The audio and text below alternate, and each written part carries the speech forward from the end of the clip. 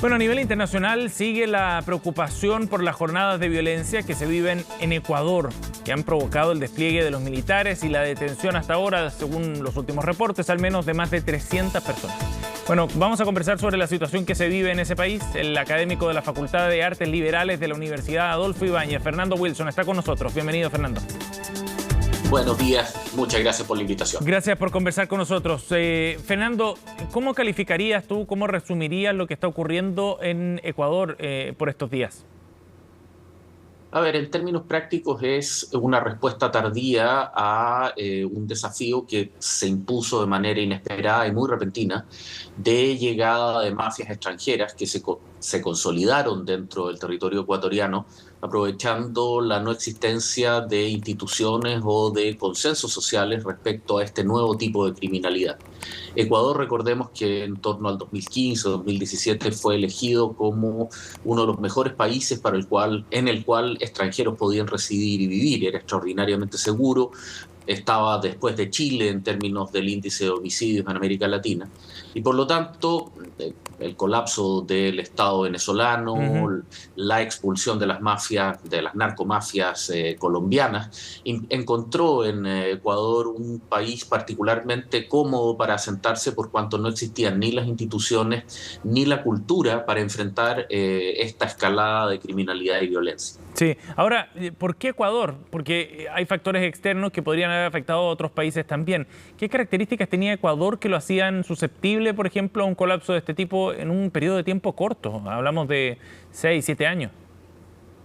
A ver, primero que nada, la cercanía geográfica con Colombia, que hace comparativamente fácil para los grupos centroamericanos, colombianos y venezolanos llegar a instalarse en dicho país. También está el tema de la crisis institucional que ha vivido el país desde el gobierno de Rafael Correa y posteriormente sus liderazgos sucesivos, todos los cuales han sido objeto de una profunda inestabilidad política, acusaciones constitucionales, juicios políticos, que han distraído la atención del sistema institucional de este tipo de problemas.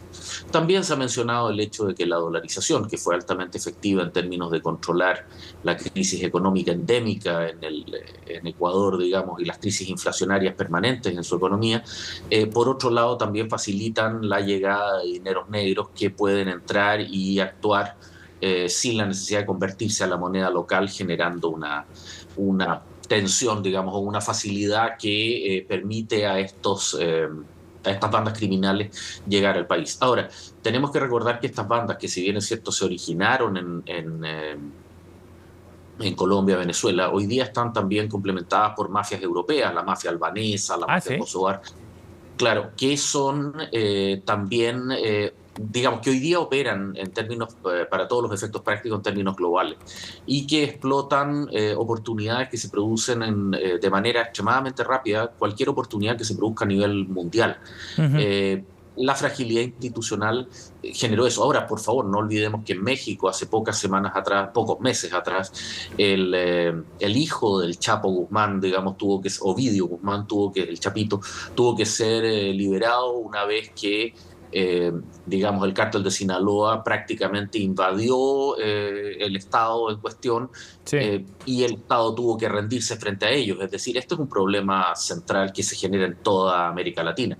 Por favor, las favelas brasileras en Sao Paulo o en Río de Janeiro presentan el mismo fenómeno desde hace décadas. El primer comando capital de Sao Paulo ha disputado el control de Sao Paulo, de la ciudad, a las fuerzas del gobierno, a las fuerzas estaduales en reiteradas ocasiones, generando un problema realmente grave. Fernando, ahora, lo que ocurrió esta semana en particular en Ecuador era una reacción de parte de estas bandas organizadas ante las medidas que estaba adoptando el presidente. ¿Fue un hecho puntual? ¿O tú lo ves como una suerte de gallito ya más permanente por control territorial al Estado? A ver, en términos prácticos, el presidente Noboa llegó con un discurso claramente de lucha contra la criminalidad, situación que no había sido tal en los presidentes anteriores. Recordemos que el presidente Noboa, si bien es cierto puede reelegirse, va a gobernar durante un periodo comparativamente corto, el plazo que le faltaba al presidente Lasso. Por lo tanto, llegó con una batería de medidas que resultaron particularmente duras y que se conectaron particularmente con los escapes de dos líderes de bandas particularmente fuertes, dentro de los cuales el líder de una banda colombiana, Los Choneros, digamos, alias Fito, generó la explosión que llevó a esta situación, porque generó un efecto dominó entre las distintas bandas que están actuando en el territorio ecuatoriano. El problema, sin embargo, es que más allá de que el Estado pueda luchar en contra y pueda tratar de imponerse frente a ellos, es que la percepción social es de que estas bandas ya han ganado un grado de control territorial que son rivales efectivos del Estado. Y en una situación así podemos entender el decreto presentado por el presidente Noboa antes de ayer, donde se declara un estado de conflicto interno, digamos, una guerra civil, y donde más preocupantemente se publica un decreto donde se declara una amnistía, es decir, al contrario de un indulto, digamos, se declara no cometido el delito en forma previa a las fuerzas del orden, fuerzas armadas que tengan que combatir contra estos grupos, digamos, reflejando el nivel de alarma y el nivel de temor que se ha desarrollado, se ha insertado dentro de la población ecuatoriana, generando un problema de percepción que es igualmente grave al problema real. Es decir, no existe una confianza de parte de la ciudadanía de que el Estado continúa funcionando. Como tú comprenderás, esto es el paso inmediatamente previo a la anomia, por cuanto el rol, si seguimos a Hobbes, el rol que debe cumplir el Estado es proveer orden y seguridad. Después viene todo lo demás. Sí. Fernando, ahora, esta es una crisis que puede escalar a nivel regional, no con estas bandas en particular me refiero, pero sí con que ocurran hechos similares en otros países, o se trata más bien de una situación particular de aquellos de Ecuador, por ejemplo, en particular, u otros que están más afectados. ¿Cómo ves tú eso?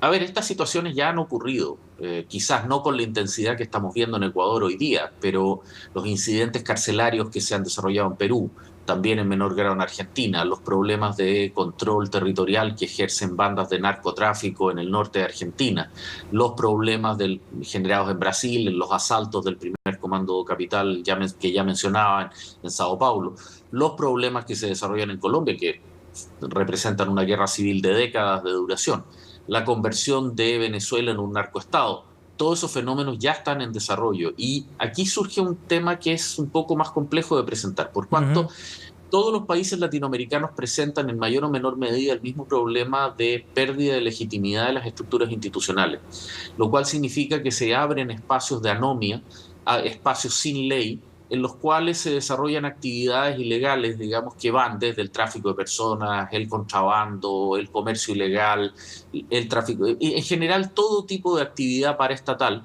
que progresivamente son controlados por bandas, por mafias, que junto con proveer protección, cobran también una suerte de derecho feudal, digamos, de control, y por lo tanto comienzan territorialmente a convertirse en rivales del Estado. Ciertamente hay países donde este proceso está más desarrollado que en otros. Los países del Cono Sur en general lo tenemos un poco menos desarrollado que aquellos de la América Andina, de la América del Caribe, de Brasil, pero ciertamente es un problema mayor. Y el riesgo es convertirse en lo que fue Colombia en la década de los 80 o 90, o lo que está convirtiéndose hoy día México, que tiene el estado de Sinaloa en un estado de abierto conflicto con las autoridades, entre las autoridades formales del Estado y la presencia de mafias o de grupos criminales. Sí, de acuerdo. Ahora, ¿es una señal de advertencia en ese sentido para la situación que se vive acá en Chile en particular, Fernando? Definitivamente, en el sentido de que nos recuerda que esto es un tema que tiene que ser enfrentado de manera seria y de manera transversal. La seguridad interior no puede ser tomado como un tema de combate político, digamos, de coyuntura. No puede ser usado ni a favor ni en contra por gobierno u oposición, sino que se requiere manejarlo de manera seria, madura e integrada.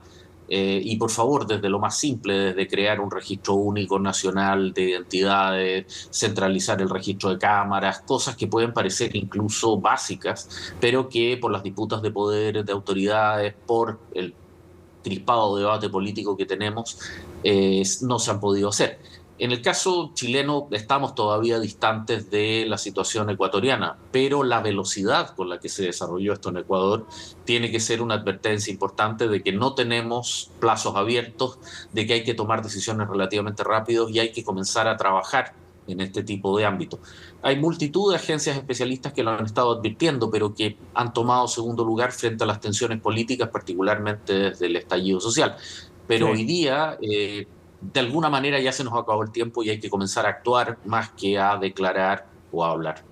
Bien. Fernando, muchas gracias por conversar con nosotros esta mañana para dar más contexto a lo que está ocurriendo en Ecuador. Por favor, muchas gracias a ustedes por la invitación. Quedo a su disposición. Bueno.